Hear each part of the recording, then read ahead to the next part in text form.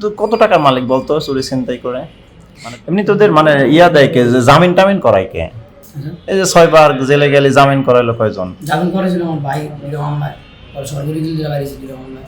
2টা মামলা সরকারি উকিলে বের করছে, আর বাকি 4বার? আর ওই যে ভাই বোনের আত্মহত্যা ধরছি বন্ধন দিয়ে। তাহলে ভাই বোনেরকেও তো লজ্জায় ফেলে দিয়েছে যে বারবার বের হয়ে বারবার যাচ্ছিস কেন? তো কত টাকার মালিক বলতো চুরি ছিনতাই করে?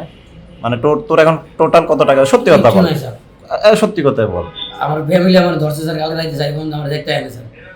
ভালো আসবে কেন? এটা আসা উচিত, বল আসা উচিত, তোদের দেখতে আসা উচিত। তোদের জন্য মানুষজন বের হইতে পারে না, ঘুমাইতে পারে না শান্তিতে। মানুষ একটু অসুস্থ হয়, রাত বিরেতে যায়, এলাকা থেকে আসে, একটু দেরি হয়, তা তোদের আতঙ্কে এলাকায় ঢুকতে পারে না মানুষজন।